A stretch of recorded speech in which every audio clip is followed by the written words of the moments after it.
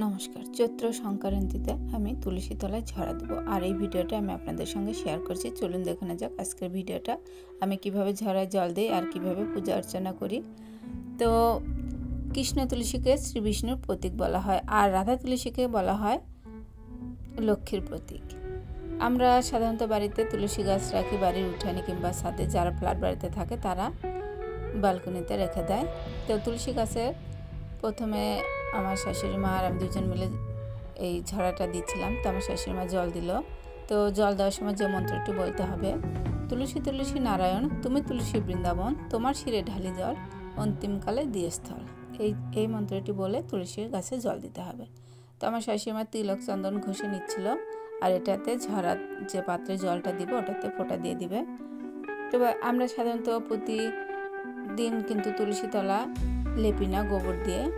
আমি বৃহস্পতিবার করে শুধু লেপি, আর কেউ কেউ হয়তো প্রতিদিন লেপে। তো যাই হোক, এই ফোঁটা দেওয়ার পর আমার শাশুড়ি মা হাতে জল নিয়ে আচমন করছিল।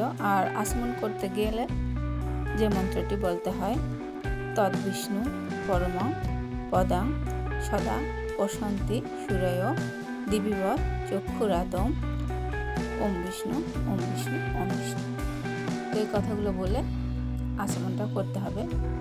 আর এখানে যে ঝরার মধ্যে আমি দিব, এখানে দূর্বা, তিল, আতপ চাল, পয়সা, একটা হোট থেকে এগুলো আমি দিয়ে দেবো। আর আমি কয়েক রকম ফুল নিয়েছি, বেশি কিছু লাগে না এই তুলসী পূজা করতে।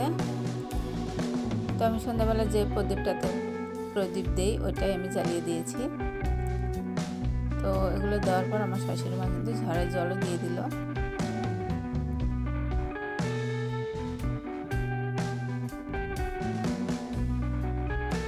আমরা তুলসী তলায় যখন আরতি করি তখন আরতির যে মন্ত্রটা আছে ওটা কিন্তু বলতে হয়,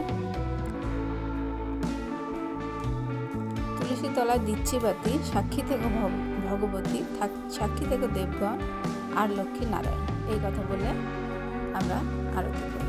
তো আমার শাশুড়ি মা আচমনটা করে নিল। তো শাশুড়ি মা আর আমি দুজন মিলে প্রতি বছরই বাড়িতে ঝরা দিয়ে থাকি। তো আচমনটা করার পর হাত ধুয়ে নিয়ে আবারও বলতে হবে, অপবিত্র পবিত্র বা সর্ববাসস্থান গত পিবা যৎ সরেদ পুণ্ডিকাক্ষং ছ বাহ অভ্যন্তরং সূচি নমসূচি নমসূচি নমসূচি। তো সব কিছু করার পর আমার শাশুড়ি মা প্রসাদ নিবেদন করে দিল। আর এই যে দুধটা তুলসী তলা তুলসী গাছে দিয়ে দিচ্ছে। বাড়িতে কোনো যদি দুঃখ অভাব অনটন থেকে থাকে তাহলে কিন্তু এরকম বৃহস্পতিবার করে একটু করে তুলসী তলায় জল দিলে সব কিছু দূর হয়ে যাবে। তারপর এখানে তুলসী দেবীকে ফুল দিয়ে পূজা করে নিচ্ছে। তো বেশি কিছু লাগে না, অল্প কিছু সামান্য আয়োজন করলেই কিন্তু এরকম একটা বৈশাখ মাসে আমরা সারা মাস জল দিতে পারবো তুলসী তলায়। তো আপনারা চেষ্টা করবেন। আমি যে মন্ত্রগুলো বললাম আশা করি এরকম করে আপনারা বাড়িতে ঝরা দিবেন, দেখবেন মনে অনেক শান্তি লাগবে, ভালো লাগবে। তো আজকের ভিডিওটা এই পর্যন্ত, আবারও দেখা হবে পরবর্তীতে নতুন কোনো ভিডিওতে। সে পর্যন্ত সবাই ভালো থাকবেন, সুস্থ থাকবেন।